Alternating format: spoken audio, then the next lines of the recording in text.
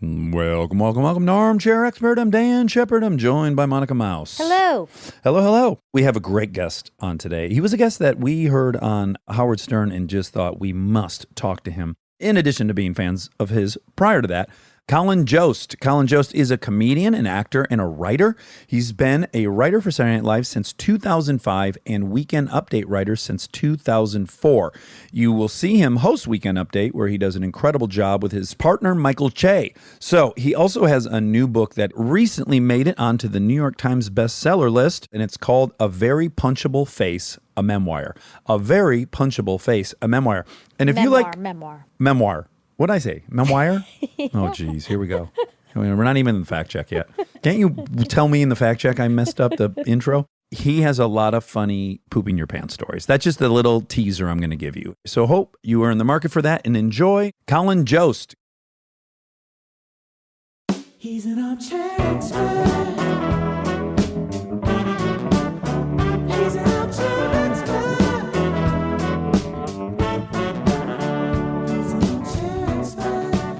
Oh my gosh. In the flesh, but not really, but kind of. Look how cute you are. Yeah. My goodness. Oh my You guys are adorable too. We just had Dave Franco on, and I was saying, you know, that guy could cut your wife's head off, and then that smile, he hits you with it, and you're like, my God, what a pleasure doing business with you. And I got to say, yours is... this is rivaling. Yeah, it's in the same zone. Okay. Great, I'll start chopping heads off. Let's do it. Don't you love, as someone who's funny, like, don't all you want to be in life is hot as fuck? Yeah. As early on as a kid, you're like, wow, that would be a great... Because it's such a thing you can't switch, you know. You can't practice being good looking. I mean... No. When you're a kid, you're like, I can get smarter. I'm working at it. I'm trying to get better grades. I'm trying to get better at writing and math. But these other kids, they're just like hot guys. If you do pull an all-nighter, odds are you're going to look worse. So it's actually, you know, yes, inversely related. After all-nighters at work, anyone I was dating was really horrified to see me come home. A husk of a person, emotionally, physically. It was never a good time for them. I was re-listening to the Stern interview and I was playing it for Monica. You were so great on Stern the other day. Really good. I was terrified, you know, like I had never done it before. And he's a guy, obviously, I grew up listening to and watching, like late night, whatever it was, reruns on E, whatever it was. Yeah. The weird video version he had. Yeah, the video version. I realized as I'm saying it, I don't even know what, was that a rerun? Was that happening at 9 a.m. and then being replayed? But I loved him so much. And it was, you know, it's nerve-wracking to do it. You know, I was very grateful he liked the book because then I was less worried about going into some kind of buzzsaw and, you know, I having no sense of where he would be coming from. Well, I had flown in from LA the first time I did it, and I stayed awake the entire night preparing. I was trying to anticipate his questions about my sex life or about Kristen's vagina or anal sex. And I'm thinking of every permutation of Kristen's body and how I'm going to divert him off that topic, right? I mean, I couldn't sleep. And I have to imagine you were doing the same thing, like, oh, this is going to be all about Scarlett. You make it sound like a great exercise. He forced me to just contemplate every position. Yes, of course. Your mind goes to, where is he going to go? And you certainly don't want to volunteer. Like, I'm also happy he didn't say, what was the worst question you thought I was going to ask? Yeah. Because it probably was worse than whatever he had in mind. I just stumbled accidentally. Once he found out that I had been such a bad addict that I had been kicked off the Conan O'Brien show, that was tasty enough for him to get off of sex, right? And then I think magically what you did was I think he was so interested in the shitting the pants stories that he just really lost his original aim. That's my addiction. That was my addiction. That was your, yes. And he found it out. You lead with the addiction. And can I tell you the reason we're talking is because I heard you and I said to Monica, we have to get Colin on because I have 100 shitting my pants stories, maybe more. I'm like, this is a fellow fisherman at sea. Oh yeah, I'm so happy this will become my legacy. Yeah. It's a good one. Like every author dreams of. Yes, all the great authors. This is the Great Gatsby for pants shitting. Well, you majored in Russian literature. Dostoevsky couldn't go 4 days without shitting his pants. I think everyone knows that. Oh my God, yeah, he would do it on a dare to make money between books. You know? I love that he like constantly lost all his money. Then he's like, I better write a novel. So he's like, it's so funny that something like Crime and Punishment was probably written because he needed money for more gambling. Pay off a gambling debt. Yeah. I looked at Crime and Punishment. I was like, not a chance. What is that, 700 pages or something? But The Gambler, we're looking at 100 pages. And I read it and I was like, oh, I've never understood the mind of a gambling addict. And I fully do now. Like, I'm living inside of that head. And this guy's a genius at allowing you into someone's head like that. And then I made my way through Crime and Punishment. And about halfway through, I was like, oh, this is the greatest thing I've ever read in my life. And I think I know what it feels like to kill somebody and wait to get discovered. Yeah, yeah. And you don't even have to necessarily do it yourself. I mean, that's not to discourage you. I don't want to, Exactly. but you don't necessarily have to. It's funny how the mind of a gambler, I guess, stays pretty consistent, and it's just the game or whatever they're gambling on that changes. I don't know if it's his like whist. Yeah. Some weird Prussian parlor game. And then it could be horses, or then it could be poker or blackjack or whatever. Whatever it is, the mindset's very much the same. It's just whatever you're doing. Yeah, but the novel aspect for me was like, oh, this obsession of this fairy tale of getting even. But that's the story they're all telling themselves. If I could just get even, I could quit this thing. And getting even's not probably mathematically possible at some point. You're going to go above it or below it, or you've set a goal. Your exit strategy is unobtainable. And that's fascinating. It's not a great long-term plan. The other one I'll say too is the one that I read it's also short. Notes from Underground is another one that he wrote, and it's like a great intro one because it's super intense. It's maybe like 100 pages. It's so relevant now. It's all about this guy who's like off in his own world, super angry at society, totally misanthropic mind, and he's so in his own world and is creating this whole conspiracy against himself and society, and it feels very much of today. It sounds like the plot of Joker. Yes, it is essentially. Honestly, it's kind of Joker. Yeah. It's Joker before Joker. I was watching Joker. They paint such a detailed picture of like that experience in the 70s. And I actually thought for the first time, maybe video games are awesome. Maybe that type of person now has this outlet for aggression and the isolation feels communicative. And it maybe there's more options for people that are of that inclination. I don't know. Yeah, they play Call of Duty and they're like, I've been called to duty. Yeah. I have a purpose. I have a purpose in life. Here's how my aggression's getting out, and I'm doing it for honor and for country. Yes. You know? And I've killed virtually 1,200 people today, which feels like a tenth of a real person, and that's enough for me to not do it. Facts probably say otherwise, right? Because there's more shootings Stats, now. scientists, sure. Yeah, Stats and scientists disagree, but come on, who wants that? Who needs that? cares about that? Huey, what a stinky opinion. All right. Oh, yeah, you probably wear masks too. Jesus. I have a good Joker story I just remembered. I went to see Joker in the theater, and I was alone in New York, and I was like, you know what? I hadn't seen it. I was going in Times Square to go see Joker after work or something. So I went, and I was like, it was the winter, and I was like, well, I don't want to go in alone into a theater. And the off chance someone recognized me, I don't want to just be like exposed alone in the middle of a crowded theater. Yeah. So I had a coat on, Oh, geez. hat down. I go in right when the movie's starting. I get a seat and like I sit down, and then 10, 15 minutes into the movie, like past previews, the movie started. Two people come in and they're like, excuse me, sir, we reserved this seat online in advance. You're actually in our seat. Okay. And I was like, whoa. And I was in the middle of a row. And I was like, there were other seats too. I was like, this movie's already started. Yeah. I think you've lost your seating privileges. And then in my mind, I'm thinking, you're about to see the Joker. Do you really want to fuck with a guy who's in a trench coat alone in Times Square watching the Joker? Alone? You know, I was like, this is not your battle. I'm staying away from that guy. There's a lot of red flags there. I got to say, you just made me think of one of my bigger hurdles getting over being recognizable in public is that I loved eating by myself and I love going to movies by myself. It's two of my favorite activities. And I got all of a sudden so self-conscious about that. Like, they're probably like, God, I would have thought that life would be more fun. I would have thought that guy had a lot of friends. I just start filling in this narrative for everyone that's seeing me. You're basically, not just blowing it for you, you're blowing it for the idea of Hollywood. 1,000%. You're like, this is what it is now, I guess. An iconoclast just by going by myself. This is the best it gets. Sharky's Pizza or whatever the fuck it's called. Shakey's. Yeah. Well, there's Shakey's Pizza, but I was actually thinking of Sharky's, the wood fire grill, which is a healthy chickens and stuff. It's great. I'm in there by myself all the time. You could see me at any moment. We're clearly operating at different pizza levels. Where I'm like, have you heard of Shakey's?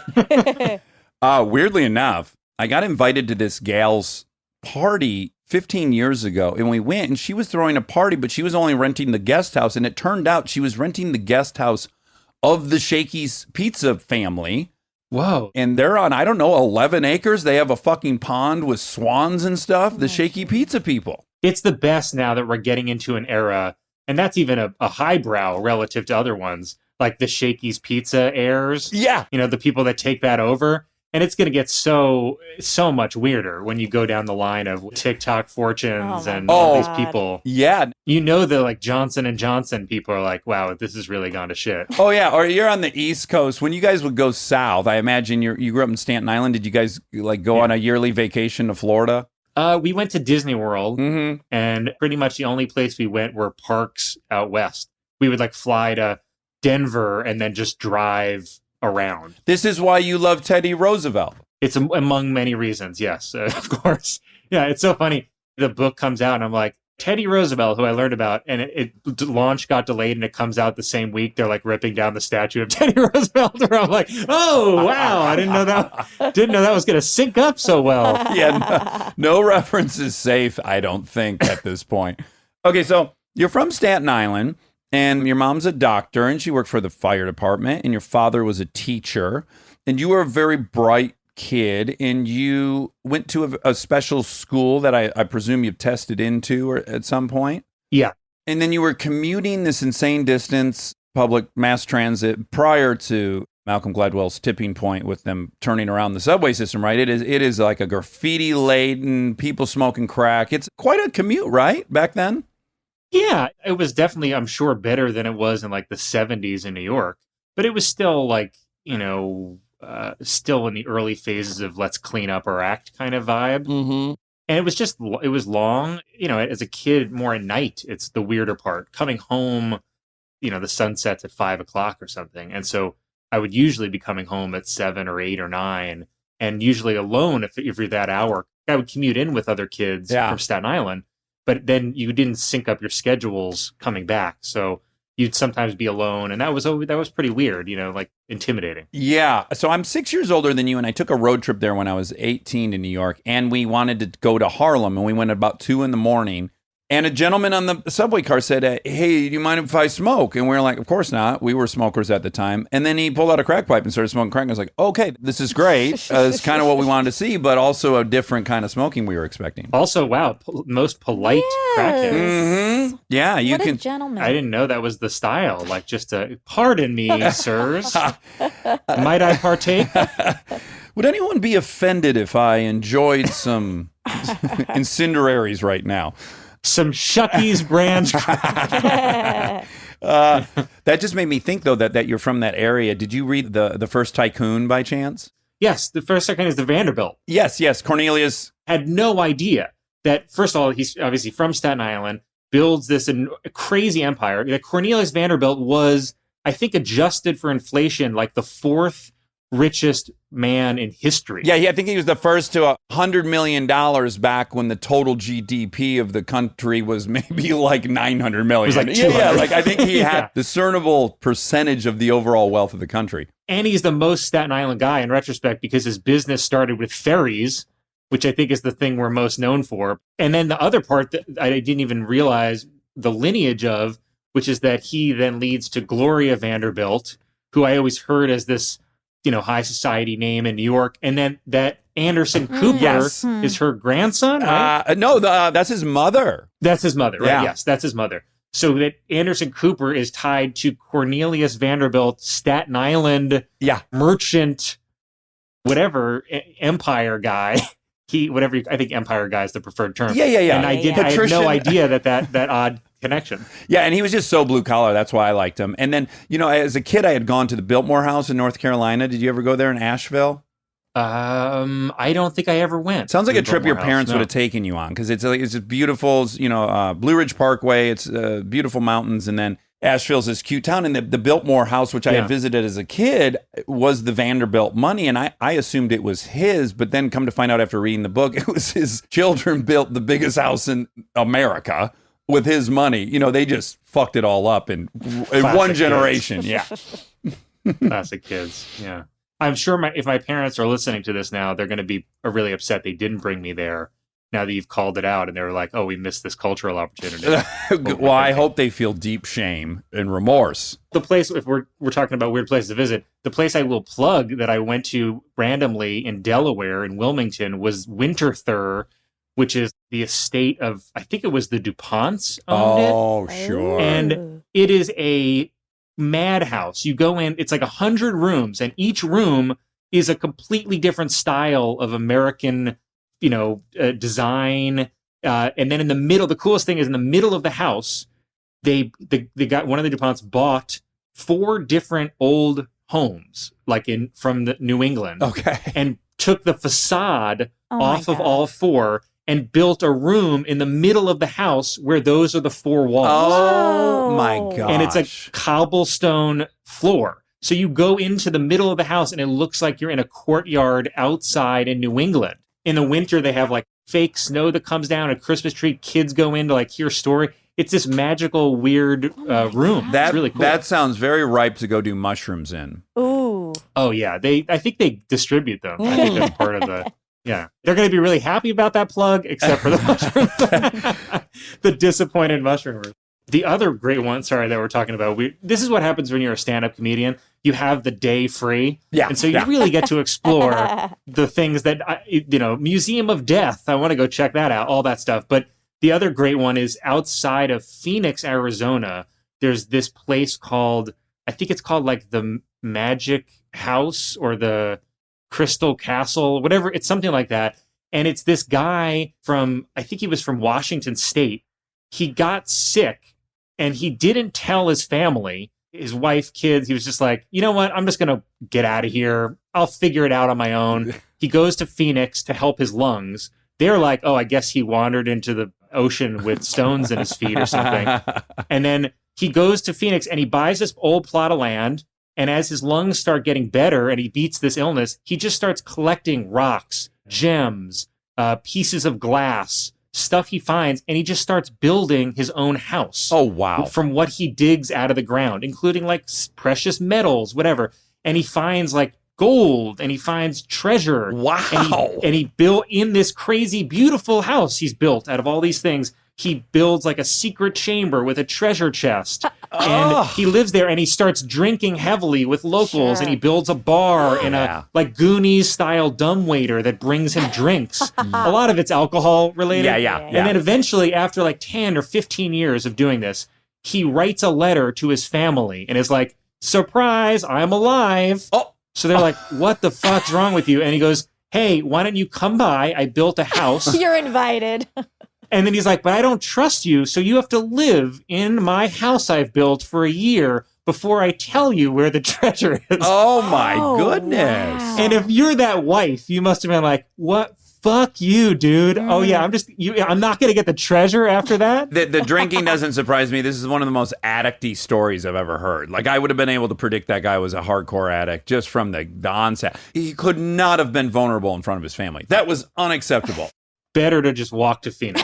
Yeah. Yes, and then construct a home out of precious metals. But it's actually a genuinely cool house to see, and you're amazed that a human could slowly build it himself. Yeah. That weirdly Wow. interests me, if I'm being dead honest. That seems like a cool goal to have. I'll find the link and send it. Thank you. Thank It's you. worth it. It's worth the trip.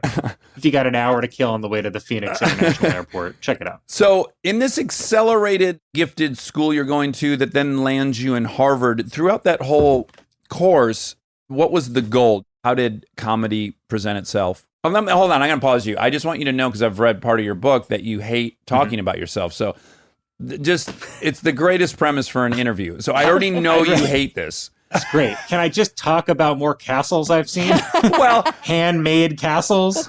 I'm trying to build enough of that in there for you as little like breathers. I'll bring up other patricians and stuff. So, In my mind, now you'll know I'm building a small castle out of the story in order to distract myself. I didn't have a specific goal. I think with comedy and performing and writing, my goal was to make sure I always was around other people who did it, and ideally had a job doing something in that world. yeah. And I had a sense enough, which we both know, obviously, how much of a crapshoot this industry that we are now in is. Yeah. And I think even starting out, I thought, I don't know where this is going to go, but if I have some kind of job with people that are funny, I'm going to be happy doing that, whatever it is, at least starting out. That was the goal, to do something in that world. And then, of course, over time, your goals change. But at some point, you get yourself into the Harvard Lampoon and you become the editor, yeah? It's funny, the National Harvard Lampoon connection is such a strange one, because most people, if they hear I was in the Lampoon, they're like, oh yeah, he did National Lampoon. Like, but people don't even know the sort of origin of it. And I didn't, of course, but there were people who were from the Harvard Lampoon that started the National Lampoon. Oh, like post-graduation, they wanted to... Post-graduation in like the 60s, 70s, it was kind of the same people that were doing Spy magazine and like early, really important comedy things. Like, and National Lampoon did a yearbook, and then they did the movies, and they did those, what I grew up thinking were the classics, like Chevy, the vacation movies. And then, I don't know when it is, somewhere in the 90s maybe, all the people that did all those classic things that we loved sold it. Oh. And so then there was no longer a comedy connection. It was like a different, unrelated business entity. Yeah. So like then anything that comes after that period is not really tethered to any comedic taste in the same way.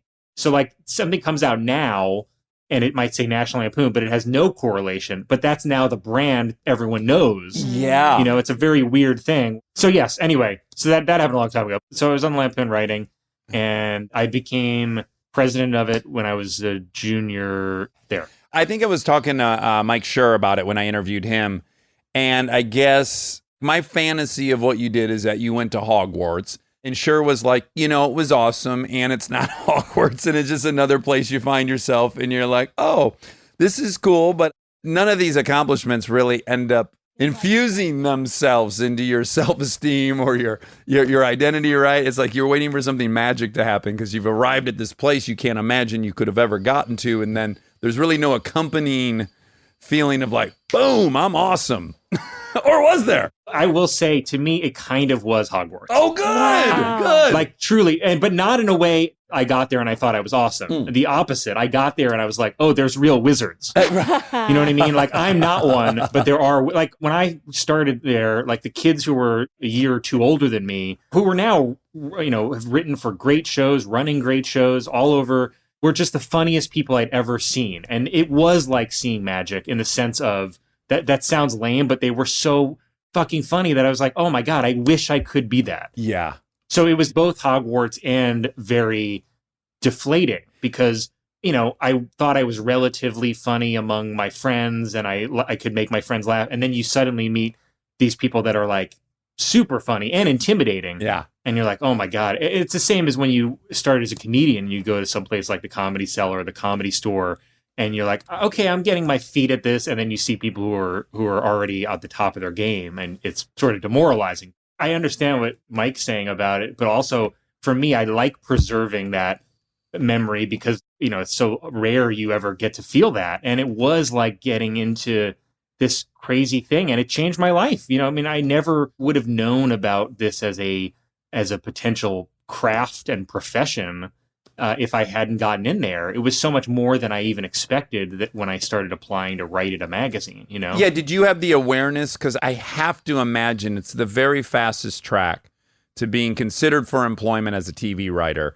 is to have been a Harvard Lampoon writer. I bet there's a good correlation. I think there used to be more of one than now. Oh, okay. I bet if you looked at sort of the stats of it, I bet in like the 90s, there was probably it was like a great track. Yeah. And now I don't know if it necessarily correlates. And I think there's probably a lot of people that write there now and go do something else, like become lawyers or become whatever, something unrelated. Yeah. The crazy advantage you have coming from there is the people that are really doing it. You spent almost your whole college career just writing comedy and performing, but you've basically just done that and intensively with other people who think that's an acceptable way to live your life. Yeah. And so that's pretty rare in college that you have an organization that the infrastructure for that, where you're putting in all those Gladwell style hours. Yeah.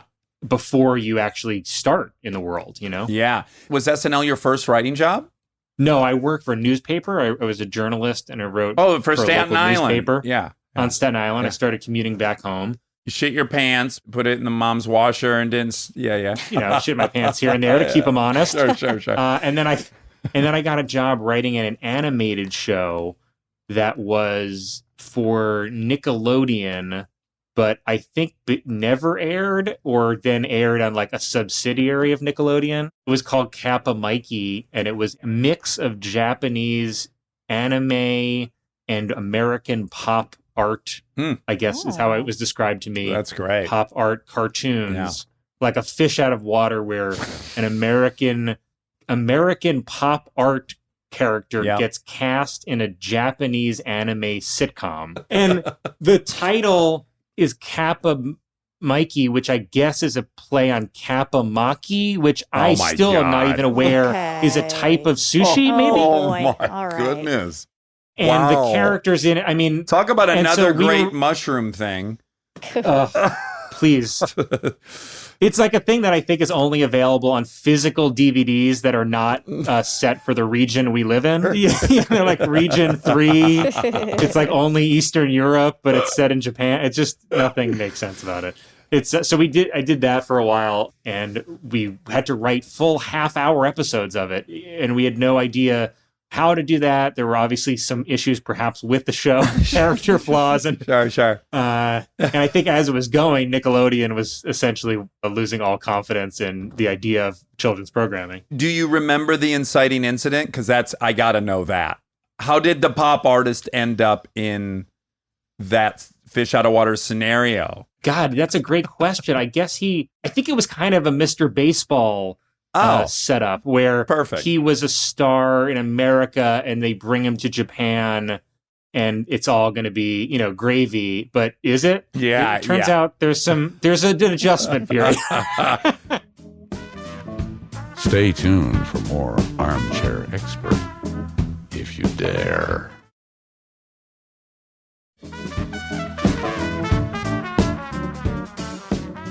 Right when I read the introduction of your book, there's a couple things that immediately I so relate to. One is you got a great quote. Yeah, it was Joan Didion. I don't know what I think until I write it down. Joan Didion, she's a writer I really love. Her memoirs are really incredible. And I read her in high school first and then kind of just on and off throughout my life. She was in LA for a long time. And she wrote a really great thing about, I think it's called The White Album, about being in LA right before all the Manson murders. Ooh. And what the vibe was there. And she said she almost wasn't surprised by the murders. Like it felt like that kind of thing was coming. Oh. And the way she sets it up and sort of, sets the scene for that is cool, a perspective from that era. Have you seen that documentary? It's about this guy who owned this health food store on Sunset, and then he created his own cult. The most fantastic ending of all time. This guy takes his cult all over the place. They end up in Hawaii. Out of nowhere, he wakes everyone up and says he realizes that he's been wrong. And then the next day he realizes, no, he was right. And then he's going to prove it by not parasailing, wind gliding, or what do you call it? Paragliding? I No, don't know. that's the safe one with the parachute, where you have a wing. Parasailing? Oh, like jeez. squirrel suit Yes, vibe? squirrel suiting. Yeah. Isn't that a thing? Yeah, it is. Hang gliding. Hang gliding. Yeah. Oh. So he Hang goes, gliding. We got I'm there. gonna demonstrate that I'm touched by the Lord, and I'm gonna hang glide off the side of this mountain in front of all you, and I've never ever tried it. And then they just all gather, and he just jumps off and then fucking dies. Oh my God. It's incredible and it's real. But yes, that's the Wow. kind of stuff He delivers. That was the context in which Helter Skelter comes to fruition. Because people were like, they were testing the boundaries of all things here in LA in the 70s. Yeah. Wow. That's a great. I guess God doesn't exist, right? Well, He really proved it. That was my takeaway. I know you're Catholic. I don't wonder wanna- if all those people were like, "Wow, I guess." Woof. Why We've do we been led bet on astray. God? I hope there was one comedian there that really took the piss out of the whole thing after he landed. Yeah. It was immediately like, I think that went well. yeah, exactly. Yeah. Yelling after, we still believe in you. This doesn't change a thing for me. What I really loved about that quote is, you maybe also can relate, is you have all these things swirling in your head, and sometimes it's really hard to get them out in a way that makes any kind of sense.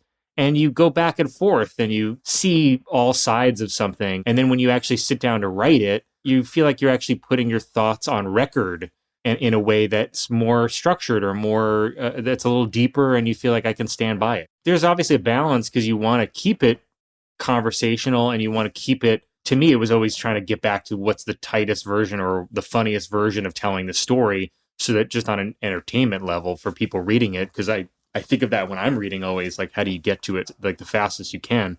But I think you stumble on how you really feel about something when you have a little distance from it and you go back and you reflect and you write about it. Yeah, I just related so much at the time that stuck out the most is my father died, and about 3 months after the event, and I was there for the whole shebang, and I still was having no emotional connection to the event, and it was very confusing to me, to the point where I remembered, like, oh, I know the solution to this. I have to write this experience out, and I did. And then I was reading it to my wife, and then all of a sudden, all these emotions I had no attachment to were just all right there. Like, it finally made sense to me in some way that opened me up emotionally to it. And I've had many experiences like that through writing that are amazing. Yeah, it's a way for you to organize both your thoughts and your emotions about it. Yeah. And kind of how to face your emotions when you're in situations like that. So then I'm wondering, too, if we have any similarity in your line saying, I have always been writing a book in my head, right? Or I'd always known I wanted to write a book. And I, too, have had that since like 12 years old. And I know a lot of it is just straight narcissism, that I thought it was important enough that someone should read my thoughts. So that's probably number one. But sure, of course. But number two is this love affair I had with books, as have you. And I think what I loved about it is I'm going to school and I have friends, but I'm also feeling like no one's having the experience I'm having. And then I would find these books that felt safe, and that, oh, wow, yeah, another person's contemplating this stuff, or they're questioning the rules of life and society. It gave me companionship for thoughts I thought no one else had. Yeah, and as you're saying that, I'm realizing the other element of it that's not in the book is, I've always kind of felt in a almost Famous way, like the movie, where I've always felt slightly removed from a lot of the situations that I've been in and that I've been going through. I've always a little bit felt outside of what's happening, not fully in it. And that's why I think I've been able to write about some of those episodes with clarity, because I felt that sense of being removed, of not really belonging, but having enough of an outsider's view of it to be able to write about it. I'm talking too much about myself, right? No, Is that you looked at everything's me? great. Okay. Guys, things are great.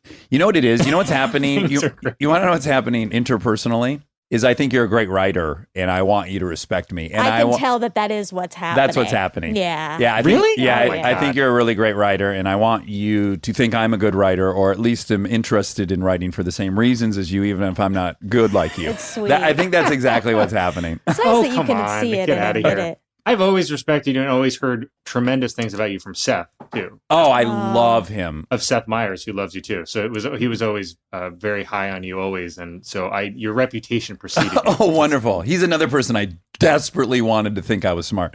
Of course, yeah, me too. Still, that never goes away. I think you're like, oh God, I hope I'm okay. So when you thought your life would ultimately lead up to you writing this book, at that time, of course, didn't know that you would end up being the head writer on SNL or write there for 15 years or be the host of Weekend Update for 6 years. What was the reasoning you thought, you should write a book? I don't know how else to ask it. Right. Honestly, the only reason I thought I would write it, especially write it now, is I thought the stories would be funny. That's the only thing I really want people to take. I wasn't trying to write a particularly inspiring book or really educate people. I hope that people read it and there's certain things that they learn about SNL, they learn about comedy, they learn about stand-up. I do think if you're a comedy nerd, you'll learn things. Yeah. But the real reason I wanted to write it was there were enough chapters where I thought, oh, I think this story is funny. And I think people would laugh at it and would be entertained reading it. They would read it and be like, oh, I'm glad I heard that story. Yes. And there were enough of them that I thought, oh, I could do this book. And that was the backbone of it.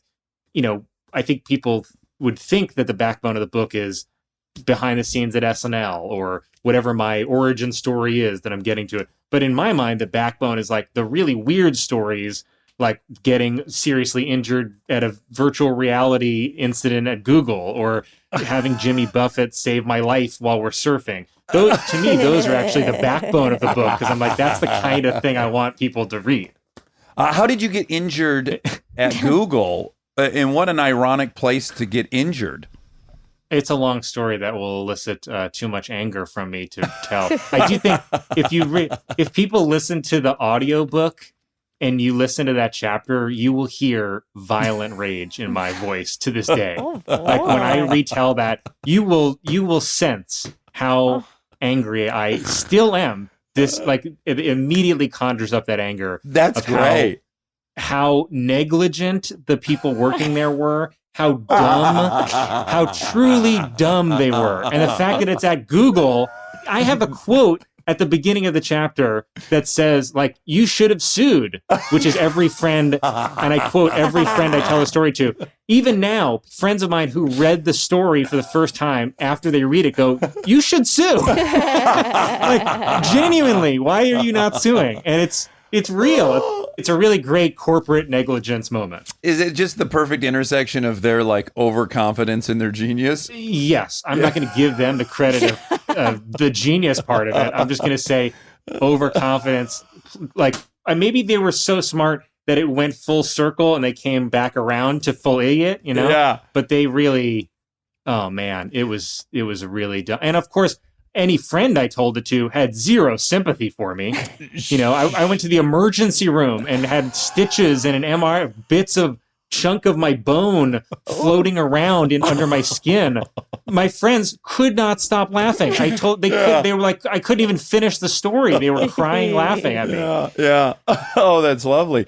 Now, I know you told it on Stern, but our audience is almost the opposite Venn diagram. We got a lot of gals. Yeah, it's mostly gals, but I have weeded out the weaker ones. I tell so many poop stories that you couldn't have made it to this episode if you were allergic to them. I'm going to hit you with ones as an act of good faith, okay? Please. Okay, please. so I moved into a new house 15 years ago. It has an extra fridge in the garage. That, to me, is what rich people had. I was so thrilled to have an extra fridge. I went to Costco. I bought a pallet of drinks that I had never had. I buy all these drinks I don't normally ever consume, and I discover I love Pellegrino. And I'm drinking the big liter one every night, and it's my cocktail hour. I'm into it, right? I'm at Home Depot. I'm building a fence in my backyard. I bend over to pick up all this lumber, and I think I can fart, and then I just fill myself. I just fill up, and I am so far away from the bathroom. It's the opposite end of Home Depot. And I'm aware of that there's cameras, and I'm also aware of that I'm on TV. So I'm trying to walk to the bathroom, and there's just so much. And I'm pinching my bottom of my legs and tying off the legs. Oh my God. Tourniqueting the legs. Tourniqueting, we say in this business that we're in. Into the shit that your pants business. Yeah. And I make it to the bathroom, and like you, I have to ditch the underwear. And then this doesn't occur to me till later, but conveniently there is a full-size trash can in each stall of the Home Depot. I later realize, oh, this is happening around the clock at Home Depot. Obviously, why else would there be full-size trash cans, right? It's a really humiliating one. It's so humiliating that when I get home, I go, you're so arrogant. You have IBS and you're just ignoring it. So I go online and I learn about an IBS diet. I start this IBS diet. I'm a week into it. I have a friend come over and visit my new house, go out to the second fridge. Hey, would you like a Pellegrino? He goes, oh man, I can't drink those. I shit my pants when I drink Pellegrino. And I go, oh my God, that's what's been happening for the last 3 months. And then I stopped drinking Pellegrino, and by God, it all cleared up. But I had self-diagnosed myself with IBS, and I was just kind of wondering, before you tell one of your glorious ones, has it ever occurred to you that maybe you had IBS, or have you tried like a diet or anything? Well, let's get to that, but we just have to do a quick break to thank our sponsors, Pellegrino. Pellegrino. Some people, Home some Depot, people can Pellegrino. hold it down. And Home Depot, thanks. Please don't use the display toilets at Home Depot. Thank you for using the real bathroom. Putting full-size trash cans in public bathrooms since 1996. Oh man, Home Depot. That is a long walk. Luckily high ceilings. High ceilings though for the smell. It's good. It doesn't let you. And no one's in the wood aisle, thank God. Okay, your turn. Yes, your turn. So you're golfing. Well, I'm gonna go rogue. Because I just remembered another story Oh, good. that's unrelated. Would you like to hear that? Yes, a novel proprietary story. Oh my God. I was on a double date I like where this is starting. with a new girlfriend and another couple. We went to see a movie. I can tell you that this will really date me because the film was Kiss Kiss Bang Bang. Oh, great Wow. Great movie. Really liked it. Yeah. It was hard for me to focus. So me and other couple, we were all walking to the theater. I'm like, oh, I just have to pee. I'll meet you guys in the theater. The other three go into the theater. I go in to use the urinal, and then while I'm there, something sneaks out the back while I'm sort of taking care of business in the front. And then I'm like, oh my God. So then I go into the stall, lock the stall. I'm like, I just got to get this cleaned up and then get back in there. And I sit at what is, I guess, miraculously, a malfunctioning toilet that essentially goes like one of those automatic ones that starts shooting water up. Oh boy. And it was like violently off, like not working well. So as I'm attempting to like kind of sort of clean up, this thing is exploding upwards every couple seconds. Every time I lean forward, it explodes upward. And it's so what I thought I could get away with it. Instead, it's like just spraying everywhere. I'm in the movie hasn't started. I'm in there for like 20 minutes while my date is with another couple, probably having to make excuses like, oh, he probably went to get us some stuff at the snack bar, whatever.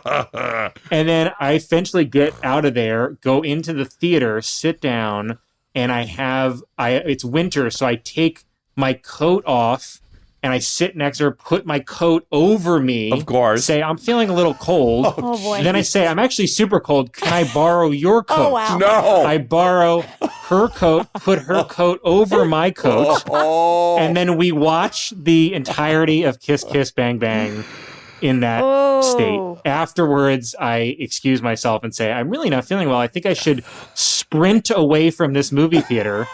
And I do that, and that was really kind of the end of the courtship. Oh, wow. Yeah, when you're on minute 19 in there, you must be evaluating like best case scenario. They think I've just taken a long dump. I mean, that's as good as it's going to get. Best case scenario, yes. Best case scenario. When that's what you're praying for. Yes. And that is also, it was basically like, the scene in the old I Love Lucy episodes where all the chocolates are coming and they're trying to like eat on the conveyor belt.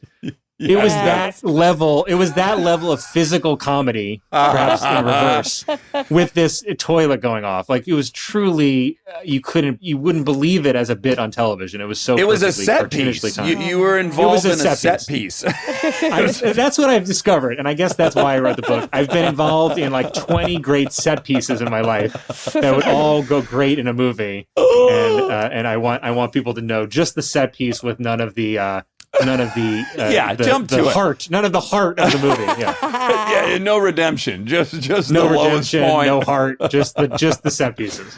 Oh my gosh. I have a quick question because you started by saying that you don't like talking about yourself. Why is that? Are you just private? Yeah, I think it's probably, I talk about it a little bit. I'm sure it's a little bit an Irish Catholic. I'm Irish Catholic and German, and those are both pretty repressed, emotionally repressed. Except people, for with shit. That's Germans true. love Yes. to talk about shit. Which they do. Yeah. They do. That is there's a scatological bent within that culture, yes. Yeah. And Love it. and so I think that's where it comes from. I don't know. I like, it's easier now. It's actually been fun doing this when the book comes out because I can talk about the book and it's fun. And I always like talking about what I've worked on that has a story to it. It's just weird when you're talking about yourself in a vacuum. That's the part that feels weird. Yeah. Yeah. I'm not promoting a book, and look how much I talked about myself, and I feel great. I never felt better. Well, there's also there's perhaps a reason I have lots of anxiety inside. I'm not doing the same thing, Were you at the Chappelle His award, the Mark Twain Award? Yes. Yes, and Yeah. you were with Michael Shea, right? And you made this amazing joke, and I want you to remind me of it. Yeah, it was really. First of all, that whole weekend was so cool. Like being there, it was such a fun, and it's got to be the most fun Mark Twain award ceremony. I mean, the whole thing started with Morgan Freeman singing a Prince song with a giant marching band. I mean, that's pretty awesome. So Yeah. so we went down there, and we didn't know that we were even going to be presenting or saying anything. Like we were just going to be supportive, and because we love Dave and we wanted to be there, and we were happy to be invited, and then when we got there, they were like, it might be good if you guys did something kind of just, you could just speak from the heart and say something, and then we're like, oh, even more nervous. Yeah. That's not really what we do. And then so that day, like, probably an hour or two before, me and Che and Keenan were kind of texting, like, what are you going to say? Or what are you going to say? And Keenan went first and was really thoughtful and really and learned so much from Chappelle and looked up to him for so long. And it was really sweet. And on behalf of SNL too. And Che went second and also really super funny. And he knows him well, but also sweet, like ended really sincerely about how much Chappelle meant to him through the years. And then it went to me and I was like, and I'm here to talk about Mark Twain. Yes. And it was like white guy bringing it back to Mark Twain. All my friends, all the comedians in the afterwards came up to me because they know everything that, like, they know the inner workings, all these things, but they didn't know what was happening. And they all kept telling me how scared they were for me. As it led up to me, they were like, holy shit, what is Colin going to say after this? It's going to be awful. My thoughts in order were, why is he on that stage? This is a mistake. Yes, correct. Totally correct. Yes. And then even more importantly, now that he's there, why is he ending it? He should Why have is he started it. The anchoring guys it? would have topped it. Each guy would have topped it. But he's now got to top those two things. He can't. But you did. But you did. I started reading a passage from Mark Twain, and I was like, oh, some of the language I really can't. But, you get it, guys. And I kept saying how Mark Twain, that's comedy, like that's funny, and trying to remind everyone there. But as it built, I know what's coming. And as it builds, as Keenan's talking and as Shay's talking, and they are doing a masterful job. Yeah. It's a real all or nothing moment. Oh, it's either that moment hits or it is brutal. Yeah. And it really was. I was so relieved and so happy that it worked. Is that the best laugh you've ever gotten of your career? I would say it's probably the biggest laugh I've gotten in my life. Yeah, I think so. And most rewarding, like to look up and see Chappelle laughing. Oh my God. I felt so relieved. Yeah. And on top of just being there was like a crazy treat. Yeah. And then that worked. And, you know, it's in front of all your idols who are there. And it's all, you're in front of Jon Stewart, and you're there, and also all your peers, like you're there with Michelle Wolf watching, and Lauren's there watching, you know, and you so don't want to blow it, and also you want to make them laugh. Yeah. And the fact that they afterwards were like, that was awesome. I mean, that really was like a great moment in my life. Yeah. Yeah. Making heroes laugh is a tasty, rare, wonderful feeling. Yeah. And also, I so rarely ever feel that, you know, like I so rarely am. First of all, I rarely am doing comedy around the people, like all these comedians because, you know, I'm really usually in our studio audience at SNL. So to have the chance and to not totally blow it was cool. Now, the other thing I thought about when I was thinking about you being there for 15 years and having gotten 500 sketches on the air, again, I'm going to relate myself to you, even though I have no business doing it. But when I was in the Groundlings, my entire life was mining for sketches. And it was, you know, insufferable for my girlfriend at the time. If we're at a restaurant and a guy just puts his pen away in an interesting way, I'm like, oh my God, I think I could build. Yeah. And then what's he do? Does he put the silverware weird? You know, like you need to fill that fucking furnace. Is that your life? Are you on scan? Have you figured out how to turn that off? Like, what's that part of your life? I never really turn it off. I mean, I still definitely write down, if not every day, then most days, an idea for a sketch. Every day, there's something that goes into a file for stand-up, or that goes into a file for sketches, or goes into a file for a movie I'm working on. You know, that's constant. But the SNL part of it, you know, we're always among the cast and the writers, like we're texting each other ideas for sketches in the summer that you just because it's exciting to think about. And a lot of those sketches will eventually eat shit at the table read and not work, but you're always kind of doing it. And by the way, I think most people who work at our show for a while are also still thinking about sketches years after they're on the show. I mean, people still from the 70s and 80s, like Dan Aykroyd will sometimes just send Lauren a sketch idea. Wow. You know, he's like, what about this? Or I thought about this. And it's funny. And you're like, wow, he's still in that mindset and still sees things sometimes through that lens, or knows when something could be right for the show. And he's someone that was obviously wrote a ton of stuff for the show in addition to being in the cast. He was like kind of one of the best of doing both of those things. So he, you know, the fact that he still has that in his brain makes me think it'll probably never be out of my brain. I'm sure I'll be doing the same thing, and Lauren will be probably rolling his eyes at my ideas in a way that he still treasures Dan's. There were so many writers at our show who were great performers who weren't performing on our show and then went on and were, you know, like the people that went through, like I talk about some of them in the book, like J.B. Smoove, Jillian Bell, Tim Robinson, Mike O'Brien. Like there's a whole wave of these writers who were... Oh, so Tim Robinson was a writer? Yeah, and wrote, you know, some of the funniest sketches, and then a lot of what his show was, you know, I Think You Should Leave. It's the funniest sketch show I've seen in 2 decades. So funny, and it's like a perfect sketch show. You know, there's some of those sketches that he wanted to do even on our show. Some of them are really fun in a whole other level because you're like, oh yeah, I remember that. Oh like, yeah. How was that not on our show? It's so funny. Yeah, he's amazing. All right, I want to ask you a couple juicy questions. I am not going to ask you to tell me who, but I am going to ask you, what's some of the worst behavior you've seen from a guest host? A guest host? Worst behavior is disappearing, you know, for a couple days is pretty bad behavior, I would say. Okay. Considering it's only a week. That's pretty bad behavior. Yeah, when you miss 40% of the work. Yeah, missing things. Missing things is the hardest because all these people are putting all this work in on designing a set. They're getting costumes together, and if you're not there, that's pretty crazy behavior too. I mean, that almost never happens. But I would say that's bad. Bad behavior. I mean, there's drinking. I never even know. I'm also bad at identifying certain things. Like someone might be like, oh, they're on pills. And Yeah. I'm like, oh, I would never have guessed that. But some people know that, can identify it better than other people. And I'm not the best at that, but being some version of inebriated or out of it to the point where it's detrimental. Can I guess who told you who was on pills? Yeah, please. Polar.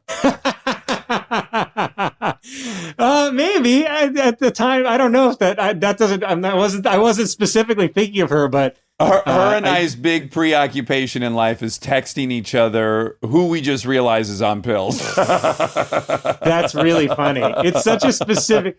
The term "pills" is so seems so broad yet so specific. Oh, she and I know exactly they're on pills. what we're talking about. The voice is altered. One of the eyelids is blinking off syncopation from the other one. Polar is uniquely also can really get to the heart of what's going on and can distill it down to this is what this is. Yes. In a way almost no one else can. She and I have this blue collar chip on her shoulder where we're like, we got you, man. We see your fucking angle. It's all about here's their angle. I got it. And let me warn you about it. Oh, it's great. Stay tuned for more Armchair Expert, if you dare.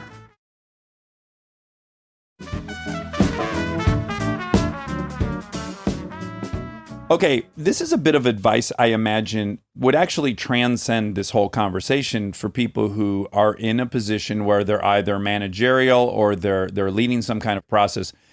You have to have discovered in 15 years a beautiful system for letting people know that their idea is not that great. Have you gotten good at supportively weeding out bad ideas? I've worked at getting better at just being straightforward about it as much as possible. Okay. I had to work at that because there were definitely years where I didn't want to be the bearer of bad news. Yeah. Or I didn't want, it's hard because there is a balance of some of it is you genuinely don't always know or you don't see it yet or something. You know what I mean? There is that part of our show, actually part of being in a managerial or head writing or producing position at our show is having the self-awareness and the humility to recognize that you don't always know what's going to be funny, what's going to work for an audience, what's going to be the hit of the show. None of us actually know that. And you have to always remember that. And that's also why you have to take chances on things that you don't completely see or don't totally understand, or they're outside of what you would write or how you would, frame something. Yeah. And part of being there a while is letting go of the feeling like you need to control everything or you need to understand everything. Some things are just, their own sort of their own gems that people discover. And so that's a big part of it. So you don't always know, but there's times where you think I really, as much as I can know, I don't think this is going anywhere. Yeah. And I've gotten better at telling people this just might not be the best use of your time. Right, because you're not doing them a favor. Yeah, if you really see this and you really believe in this and you think this is the thing you most believe in for the week, go for it, because I'm not going to say absolutely not and pretend but consider that it might not, it's an uphill battle for these reasons. And I'll try to be honest about, here's the problem I anticipate with the host part in this. Here's a problem I anticipate with the structure of the piece or how many sets it has or, why is this 4-page sketch of 8 sets? That seems like things like that can actually be problems. Things like that I just try to get ahead of, troubleshoot some of the issues at least, or say talk to some other people, see what they think. If I'm discouraging you, don't let me be the only one. Talk to some other people and see what they think too. Maybe I'm crazy, Yeah. Well, I would imagine too, it's performer specific in cases, right? Because I remember watching sketches that Tracy Morgan was in, where I was like, well, I wouldn't know how to write that, and I wouldn't even know how to give notes on it. It's why don't you bounce out of that green spacesuit and show me that fat ass? That's all that needed to happen. It didn't need to. You might be in trouble if you did write it for him. Exactly. You're like, why would you write that? Because he can say it and I can't. I want to hear it said. Yeah. Well, the other thing that I'm really happy with what you do is race. In that among my black friends and I, we never tire of exploring all these little differences, these cultural differences. I find it always interesting. And I feel like you and Michael Shea have figured out just the most brilliant way to still fuck with that world and do it like flawlessly, where no one's getting punched down upon. No, there's some brilliance to the way you guys do that.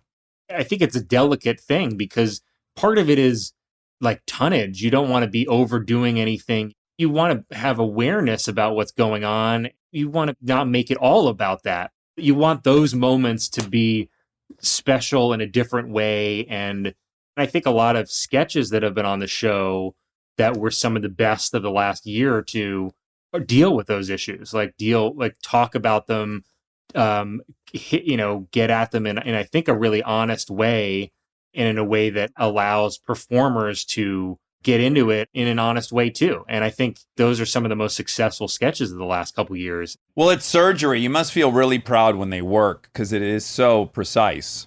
Yeah, when they click, like when the first premise of a sketch like that clicks. Yeah. And you're a little bit relieved, like, oh, the audience is going to go with us on this. You know how they write each other's jokes? It's like a bit they do. He and Michael Shea write each other's jokes, and Michael is always just trying to fucking get him canceled. And it's just, it's just, you've come up with a mousetrap by which it's perfect. Like, it's brilliant. It's actually giving Michael the power, which I like, and it's artful. I like it. The crazy thing, too, is at dress rehearsal, there are different jokes. So at dress rehearsal, they're often not related to race. Oh, okay. And then suddenly, at air, they are. Miraculously. And then my last thing I just want to say is, for me personally, most of my big growth in life is when I've identified another like-minded person and I create this dual identity with that person, and I feel safety in that. And it's allowed me to be at my most confident points when I've felt like two of us are shouldering something. And I wonder if that's what you and Michael have. I love that he came to your defense when that stupid fucking article was written about you. I just feel like there must be something really special there. I was like, which one? I don't know. No, it's great. I mean, I really feel less anxiety when I'm with Michael about the job, about any job. Like anything we do together feels easier and more fun, and I'm just less worried about what it's going to be, and I'm more on board to try whatever we're going to do. And that's a very powerful feeling. Isn't there almost a fail-safe where even if this thing crashes and burns, you two will walk off stage and you will laugh with each other so hard about what a fucking turd it was that it's almost as rewarding as crushing? Absolutely. And that's why you pair up with people at work when you write. And that's why certain cast members and writers work together. You have this thing together where you want someone else there to remember these moments and laugh about these moments with, because, there's definitely at least 50% of them that are tough or not what you expected in some way. And again, it goes back to why I thought about this path in general in life. And I never thought of it as a solo journey. I never thought about it as I'm going to go do this thing. I always thought about it in the context of I want to be surrounded by the people I think are the funniest and work with the people I think are funniest, because that's such a happier existence than trying to do it alone. I have eaten shit as a doing stand-up, and there's no one to go commiserate with. It's just straight terrible. No, other comedians will happily make fun of you. Yes. Mostly to your face, and then even more viciously behind, not to your face, but otherwise, you're alone. All right. Well, obviously, I need to mention you're engaged to Scarlett. I've met her a few times, and I mean, if I hadn't found the best woman in the world, I probably would have dedicated my life to trying to become engaged to her as well. I mean, you really got yourself an amazing gal. That was your career goal. When you said Oh, by far. Yeah, absolutely. Yeah. I feel very lucky. It's nice. I mean, it's again, going back to the talking about yourself, it's also a thing that's weird to talk about, but it's even compounded, right? I'll feel like, oh my God, am I cashing in on her success by, there's almost like an ethical fear of mine. Like, I don't want to be drafting on her popularity. Yeah, but you did enough before that I hope you know who you are and what you've done, Well, none of my fears and insecurities are all that firmly rooted in reality. As I suspect most that's people's fair. aren't. Yeah, that's right. Yeah. You never go to your therapist and they're like, yeah, wow, that makes sense. You should be really anxious about Yeah.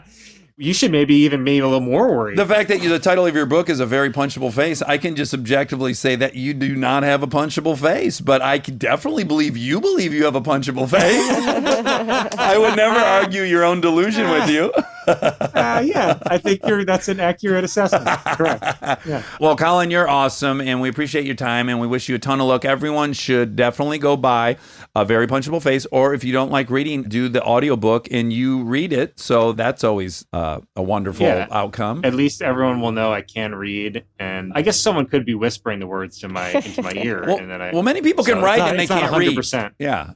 Yeah, that's right. That's right. So check that out. I think the audiobook's fun. I've never listened to it again because, again, why would I listen to myself talk for whatever that is number of hours? But I think it's going to be good. Not to bring it back a third time, but maybe on shrooms you could really have like some kind of Oh, yeah. like real ego shattering, like So sponsors are Pellegrino, Home Depot, and mushrooms. and mushrooms, yeah. That's right. Yeah. And So- whatever that castle was. So, but Oh, yeah. Whatever that castle, magic or crystal castle. listen, Mystery Castle. It's called the Mystery Castle. Mystery Castle. So listen, everybody, Yes. go do at least 2 grams of mushrooms. no, we Stop can't at Home say that. Depot. We are not saying that. We are Grab a not saying Pellegrino that. and plop yourself down on some lawn furniture you bought at Home Depot and listen to A Very Punchable Face by Colin. Thank you, guys. Yeah, thanks, man. Thank you. Take care. All Bye. right. Appreciate it. And now my favorite part of the show, the fact check with my soulmate, Monica Padman. You know what I really don't like about my email? Tell me. Well, really quick, can I answer that? Yeah. Everything to my knowledge. Yeah. Yeah. Okay, go ahead. Well- What specifically, though? Well, wait, what do you mean? I know that your email is a huge source of anxiety in your life. Rightly so. You get 1 trillion emails a day. Exactly. Yeah. Yeah. I'm not accusing you of anything. Sounds like it. Oh, man. We're really touchy because you just had a joke that didn't go so well. It went great. You just weren't paying attention and you were the only one here. Oh. Listen, I was in a time of need and it was no time for jokes. I wish you would take a sip of that medicine, you know? Oh, believe me. Yeah, just because I'm guilty of it doesn't mean that you weren't also guilty of it. I was trying to spell the word writhe. I'm disabled. Okay. And I spelled it for you. And then I made a joke. Yes, I did. You did? I said Yes. WRITH and then you said E and then And I typed that. said just E. You said just E. And you were expecting a big reaction, but I was typing E at the time. And I missed your joke, and then you were immediately mad at me. And now you're still kind of, what do Well, you you call it? accused me of being upset about my email when I have every reason to be upset about it. No, I didn't accuse you. I observed that you hate your email, as you should. You get 1 trillion I get too emails. many. You think it's me subtly implying you're ungrateful. I know that's what it is. That's the thing that it triggered. No, yes, and that felt like you were saying I lie about that. No, Or what? like I complain all the time about it or something. Not at all. No. I know how you feel about your email. I know you super well. Right, And but you fucking hate it. It's like, how do I feel about PT Cruisers? you hate them. I hate them. I'm not always complaining about It's not it. really the same. It is identical. I'm not No. always complaining about PT Cruisers, but you know how I feel about PT Cruisers. Okay, that's true. All this is true. Okay. Okay, but that really what? You know what? Tell me. I'm going to delete all this. No, you don't. You dare. I have to Why? because no one cares. Everyone cares. They love when we bicker and then sort it out. And I think we just sorted it out. Well, and I'm not even going to tell you what I was going to Oh, say. damn it. Now you're punishing me. I have done nothing wrong yet, and now I'm getting punished. No, you're not. Well, no, only because I really was telling you just on a side. I was Oh, going off the to record. cut that, and then now we've turned it into a really big conversation. Well, we're running out of fodder. I mean, what No, kind of- we're not. teasing. And I was going to cut it because the listeners don't care that what I don't like about the email is that Marcel's emails are now getting transitioned into my social folder, not my primary folder. Oh, that's very weird. I think I've done all my email. Oh God! And you got I've done the most important That's ones. right. I've Yeah. only done 30%. Oh God! Yeah, that's uniquely frustrating. Yeah. Thank you for understanding. I do. Thank you. And I think you should hate your email. I've looked at your inbox and I wanted to immediately put a gun in my mouth. Do you want me to tell you what the number says on my phone? Oh my God! This is for people like me. Stop listening for 1 second because this is overwhelming. I've had a lot of people really get taken aback when they see my phone because the number, what do you think the number is? 1,300. 9,400. Oh my 9,400. I don't think I've gotten 9,000 emails in the last 7 years. What do you have to buy from Google? Like the terabyte of One time I did run out of email space. Of course. Yeah. That hasn't happened in a while, but anyway. You have to buy several terabytes probably. I would say like a percentage of the Google server is dedicated to your email. Like 1% or something. You're getting nothing but sympathy from me because I don't get a third of the emails you get. And I hate opening my email. Yeah. It's just all to-dos. And like Yes. there's never an email from a friend saying you want to go on a picnic. There's I'm nearly going to send you one. Okay. Please do. I think life was much happier without email. I will say, I really, really think that's true. Well, right. Well, the proposition was good. It was like, this way you can deal with everything you need to deal with on your time frame, which that part rules. It's not like if you miss the call, you're fucked, right? And you don't have to constantly be calling someone and getting them on their 2 minutes. That's so true. That part was the promise and it did deliver. But what it really did is just upped the amount of interactions by 100-fold. Yes. On an average day before all this, I would talk to 3 people on the phone. Yeah.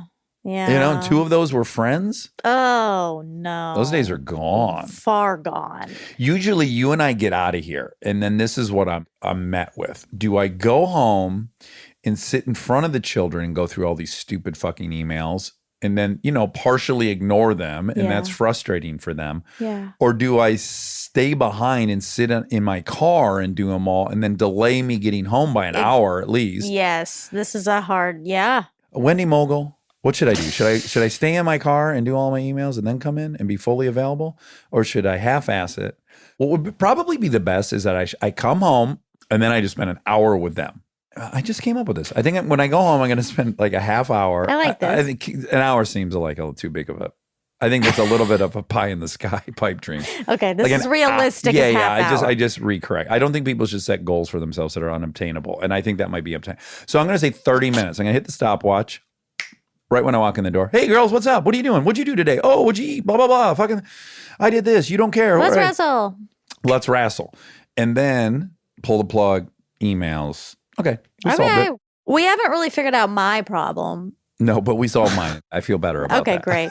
So No, I know the answer to your problem, and you're not going to like it because you're not a good delegator. You should probably have an assistant. she doesn't know. The problem is, Here we go. But this is what everyone says. They go, oh, well, someone couldn't do the thing I need to do. No. That's the sign of a bad delegator. Listen, I could use an assistant. I can only use her for personal need. You sexist motherfucker. Why don't you hire a white male? Yeah. Not because I gotta they need help. pick them up. Not because they need help. They don't need help. Oh, because maybe we could have a love affair? Oh, well, that's cool too.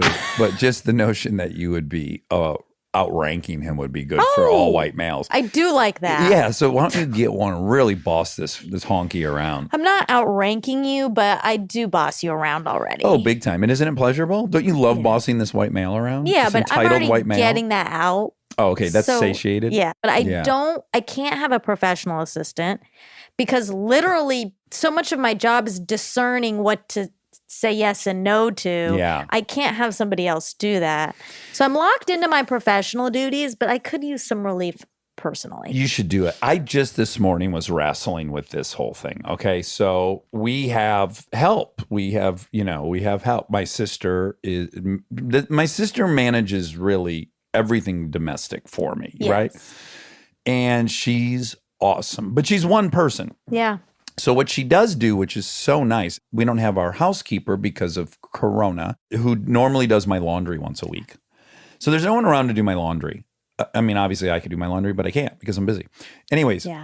I won't do it. Let's say it that way. Right. Maybe I could. Maybe I'm a piece of shit and I'm lazy. But the point is my sister does do the laundry, and God bless her. I'm so grateful. But she doesn't put it away. So all my laundry ends up sitting in this enormous Tower of Babel in the laundry room. Sure. And it's always looking like it's going to fall. Sure. And I am not finding the time to put that shit away. Yeah. That's just what's happening. Yeah. I've noticed week after week. Basically what's happening is I go out of town every week for Top Gear. And that's when I will get myself to go get all those clothes from that thing. Sure. Anyways, this morning I was like, I gotta solve this. I have money to solve this problem, but I'm not gonna ask my sister to do it. So what I'm gonna ask, this is literally what I was thinking about this morning. I'm gonna ask my sister to hire someone that comes and puts my clothes away. No, we can't. Yeah, because this is too extreme. We Listen, can't. but I need someone to put my clothes away. And I don't want my sister to do it because she's got her hands full. So now I'm like, we need another person. And then I was just thinking, this is just rolling downhill. It's like, This is so lofty. but don't you think I'm owning it?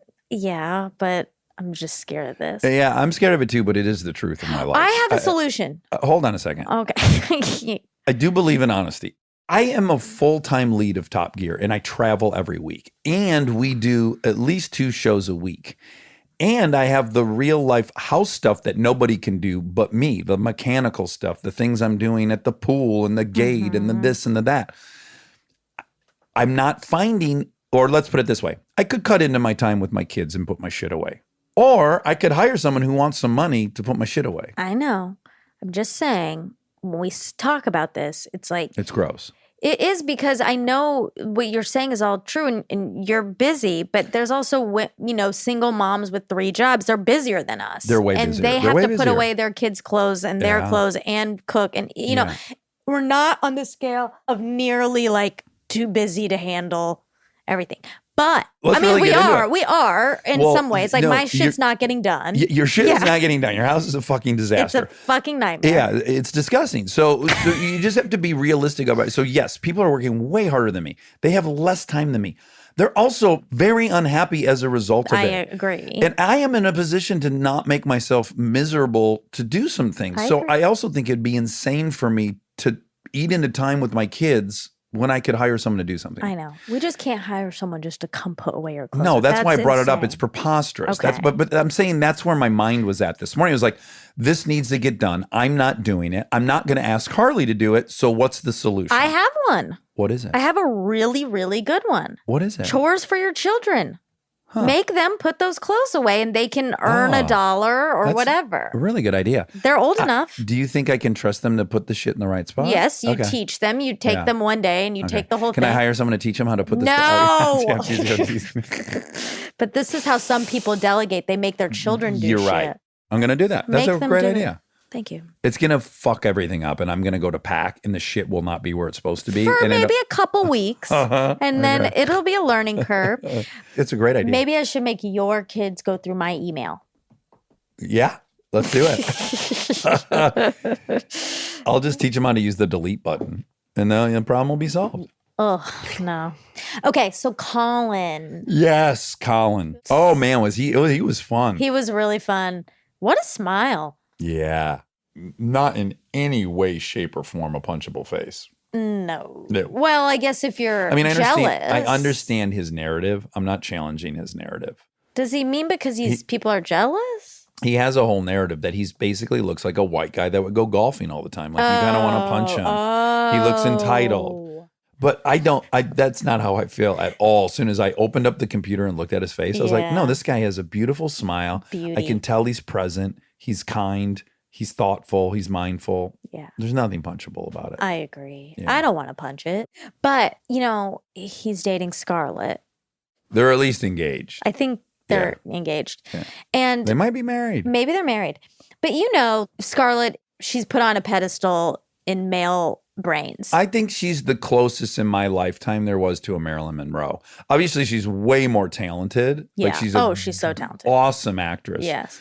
But she's the closest thing that I've ever seen in my lifetime that seemed to unify the most amount of males, where the Yes. most amount of my friends were like, this is consensus. We're in love with her. Yeah. And I think it must be so interesting. We didn't talk about this much with him Yeah. or really at all. She's a person. Yeah. She's ultimately a person, and he knows that, and he knows that more than anyone. And then he's presented as this guy who got the girl that everyone wants. By the way, there's nothing I could relate more to. I wonder if he's at all like me, where I'm like, I don't think no one should feel like they hit the lottery. That's not I a good agree. dynamic in a relationship. I Like, totally I'll get in agree. all these interviews and people will be like, don't you just worship your wife? And I'm like, no, what a fucking terrible marriage it'd be if I was a fan Exactly. of my wife. I totally agree. I see her take a shit every morning. I'm not a fan. I respect her. Yeah. That's what I feel about her. Yeah. But also when he was talking and stuff, and we were kind of going through his life, I was like, yeah, they're also so equal. Like, Oh, he's yes. totally incredibly attractive. A genius. He's so smart. He's the head writer on SNL. He's Yeah. so funny. Like, There's no disparaging here. yeah, like Yeah. they found equals. For sure. Yeah. Now, look, good for guys. They find themselves in this position because it is ultimately a result of like the patriarchy, which is, it's very rare that you see a 10 guy getting engaged to a 4 girl, Yeah. where they've got to ask the girl, like, don't you feel lucky that Brad Pitt picked you? You're a 4? Because it doesn't happen. Right. But there are many 10 women married to 4 guys. Right. But that's not good. So, but it's not good. It's just, that's why it's a well-worn trope of Yeah. like, can you believe this guy got this girl? Because it's all over. Right. I'm not making any sense to you, am I? Only vaguely. Mainly Okay. because I'm hungry. Okay. Oh, let me glance at the progress. 7 minutes, it says. Oh, great. Okay. So you guys talked about Howard Stern. You both love Howard Stern. Yeah, what boy doesn't? Yeah. And that there was a video version on E or something, and no one could really remember. Yeah. So E announced on May 31st, 1994, that Stern confirmed a deal with the E Network to bring his radio show, which was broadcast from WXRK at the time, to television. 6 robotic cameras were installed in a small studio at 600 Madison Avenue to film the 5-hour radio show. The best part of all this is that my genius will be seen in so many more homes now, Stern said. It's a dream come true. My genius. Oh my gosh. He's so funny. Oh. Now it says 0 minutes. Oh, it came. The 4 Fuck. minutes flew. Okay, I'll see you later. Okay. Okay, I'm gonna pause. Okay, we're back from lunch. Wow, we have that we had at 4:40. Oh boy. You and I are not great at staying ahead of our food needs. No, we're Our- not. Monica and I's regular routine is to show up at the attic, generally around 10 a.m., go back to back 2 recordings, and then about 3 o'clock go. We're starving. Have you eaten anything? Exactly. We're not. I guess, though, you could call that intermittent fasting, and then we'd be proud of it. Okay, I'm proud of it. Me too. Good job Great intermittent job. fasting today. Okay. Oh, back to that babe, Colin. Oh yeah, Colin. Okay, so you said Crime and Punishment is 700 pages or something, and that The Gambler is 100 pages. 576 Okay. and 191. Okay. So you're- Well, if we add them up, I'm almost, cumulatively, I was almost correct. That's true, but you were right. There's quite a difference in length between those. By the way, that was the effing book. The last 4 nights in a row, I go into Audible and I'm like, what is the book I'm supposed to get? And then I just stare at it. Crime and Punishment? No, he recommended a third Dostoevsky book I've not read Oh, right. that he had said was also short, Yeah, but was he incredible. did. So I need to first learn how to say Dostoevsky. Second, learn how to spell Dostoevsky so I can search Dostoevsky in Audible so I can figure out what book he was saying. Notes from Underground. Yeah, which I know. I know that title. I don't know. Why did that escape me? Okay. You're welcome. Thank you, Monica. You're welcome, Dax. Okay, so we talked a lot about crazy houses. So the Winterthur Museum, Garden and Library he mentions, he said he thought it was the DuPonts, and yes, was former home of Henry Francis DuPont, a renowned antique collector and a horticulturist. Bader-Meinhof, Ooh. frequency illusion. Oh my God. In yesterday's interview, I brought up the DuPonts. Remember, I said, could you be a Ford or a DuPont and still be a father? Yeah, you did. And how often do you bring up the DuPont family? My God. I don't even. You didn't even hear Are that you part. talking about the horticulturist? No. Do you know what the DuPont family made? No. Well, they own 3M. They own everything. It's like anything high tech. But they were originally like a munitions company. The DuPont family, chemicals, so paint, all kinds of chemicals, and then munitions. So billions and billions of dollars. That Foxcatcher, that Movie? with great Channing? movie, Yeah. is about a DuPont who killed that wrestler. I didn't finish it. Spoiler alert. Wow. Big spoiler. Well, but as a news article, can you really be mad at? Yeah, I'll be mad. Okay. Why didn't they label that on this? They called him a renowned antique collector and horticulturist. Because he's probably one of the many Sons, offspring. yeah. Like, there's been many generations of DuPonts that did nothing but go into the garden and stuff. Oh, yeah, well- I don't want to get sued by the DuPonts. You guys are all very industrious and everything else. But one of you did kill a wrestler. Oh, wow. Did you see that whole movie? It's No, I really did not finish it. Oh, my God. I'd watch it right now. I didn't like You it. didn't like I didn't it? like that's why I stopped it. Okay. It made me feel bad. Yeah, that's what I like about it. It's so bleak. Yeah. But his embarrassing vanity and his lack of skill at anything and his aspirations to be a wrestler. I mean, it was all so embarrassing, and trying to impress his mother with her horse trophy case. Like, all that stuff is just so dark. I'm so interested So is in it it. Steve Carell? Yeah, Steve Carell was playing the DuPont, Oh, he was. but his mother was still alive, who was controlling the fortune. And he had some, I guess, responsibilities to the thing. But he had like tanks at his house, and he would use the munition shit. Like, he was a dum-dum. Wow. I love Steve Carell so much. Me too. So Mystery Castle was the other place he was talking about. He couldn't remember the name, but then he did remember it at the end, and he was correct. Mystery Castle.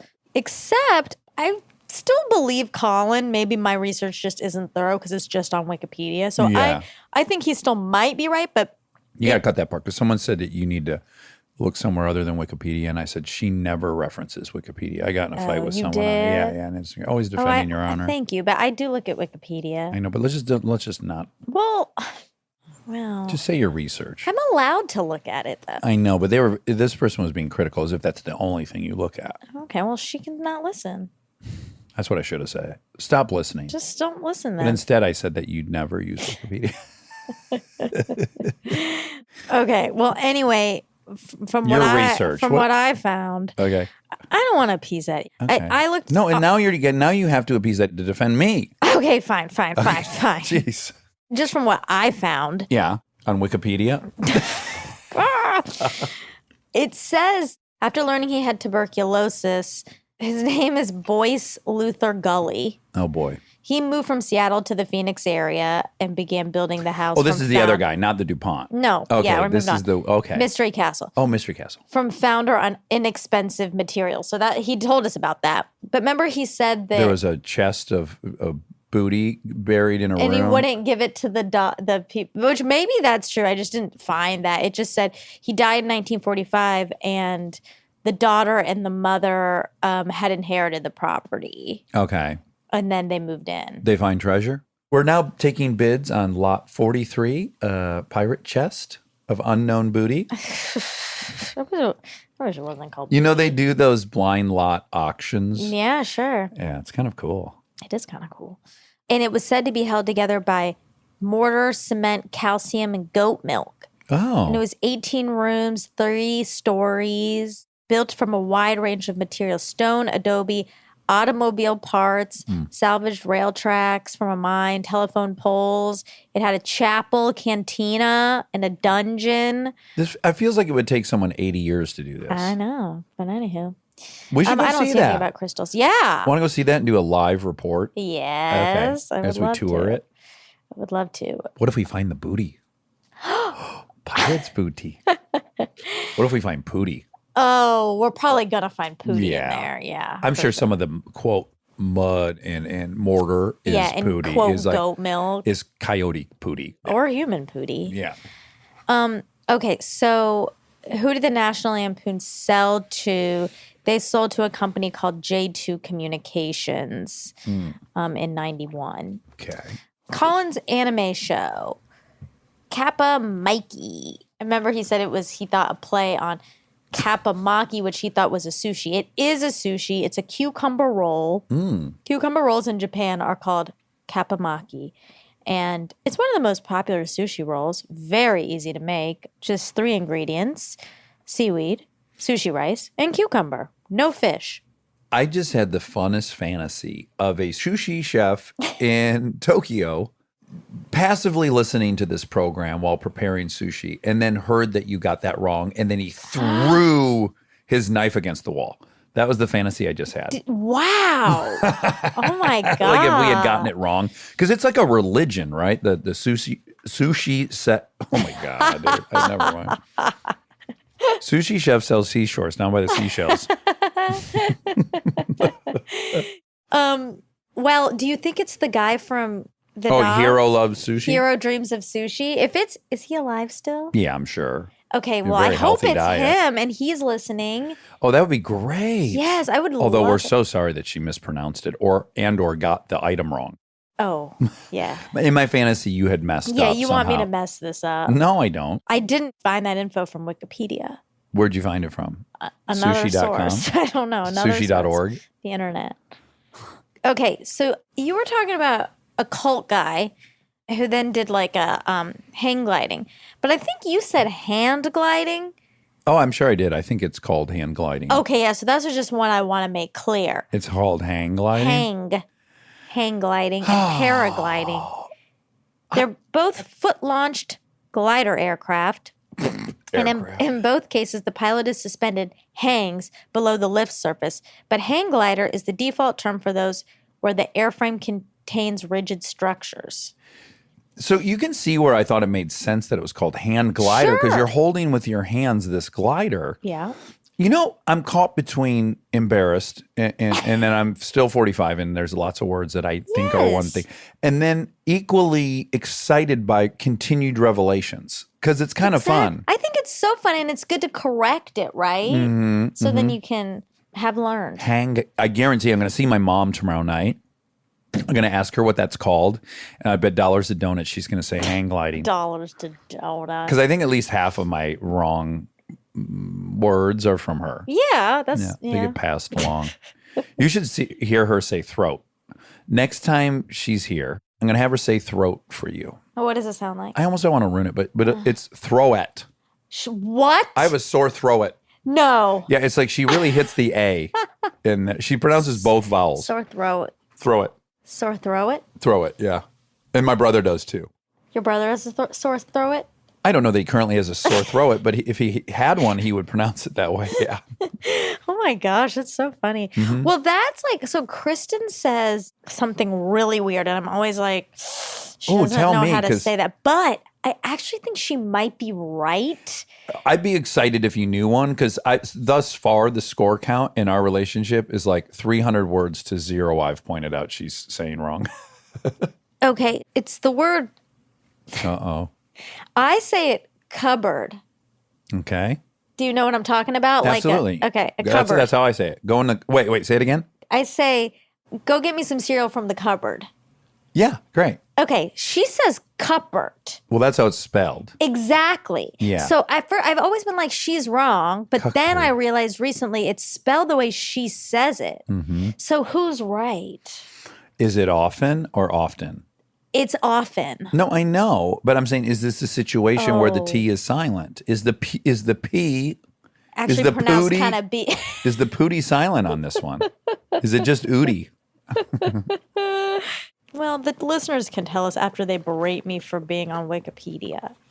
That's not going to happen because you're not going to sell me. You're not going to throw me under the bus. I feel annoyed, of course, by that. Wait a minute. It's also spelled cupboard. Cupboard. That's how I say it. And it's spelled that. Yeah. I thought you were saying cupboard. I thought you were throwing a T at the end the first time you said it, and I was going to say no. It's definitely not cupboard. No, cupboard. Cupboard, yeah. Go in the cupboard. Go Yeah. in the cupboard. Okay, so I do think Kristen's wrong now. Oh, great. We should have a big celebration. When we get home tonight, let's run in the door laughing and pointing at her face. Yeah, Her that's- mouth specifically. Cupboard. You said a word wrong finally. Speaking of Pootie, you guys are both saying how his poop story was a set piece, and I don't think everyone knows what a set piece is. I think you should tell people. Yeah, so when you're watching a comedy and the guy, I'll give you a prime example if you've seen this movie, The Money Pit. So there's a bunch Most of, people have not seen that. You need a bit of but it'll different still one. work. Like, what about the Hangover? It'll still work. Okay. So in the Money Pit, they're restoring this old house, and there's all these workers working on the house. Shelley Long goes to plug in the coffee maker. She has to unplug an extension cord, and then you see that the extension cord was attached to a guy's saw who was in the middle of sawing. So when he stops sawing, he loses his balance, and then she plugs the saw back in when he's fallen, and now the saw cuts the piece of wood. The saw falls through the wood. It hits like a wheelbarrow. The wheelbarrow pops up. That shoots something through the window. That hits another thing. All of a sudden, a bathtub drops through the ceiling where Shelley Long's at. That's a set piece. Like one thing happens, which causes another thing happens, which causes another. Or how about this? Chips, there's a set piece. Okay. So in Chips, I'm in a lot of pain because it's raining out, and I have to get young Poncherella to carry me to the tub, and I'm naked. So it's already starting. Now he's in this situation where he's got to carry a naked man. He's already not liking it. Then he trips on my sheet. Yep. Then he falls forward, and when he falls forward, his face crashes into my penis. Yeah. And then I continue on, and I smash into the wall, and I fall into the bathtub. That's right. That's a set piece. Yes, and the technical death is in film production, a set piece is a scene or sequence of scenes whose execution requires complex logistical planning and considerable expenditure of money. True. And then, of course, they exist in action movies, too. It's like the guy. And novel, plays, films, music. Okay, I didn't know about music. I don't understand Piece that. of music, but we're not going to get into that today. Okay. That's all. That was great. Thank you so much. Thank you. Thank you, Wikipedia. Bye. Love you.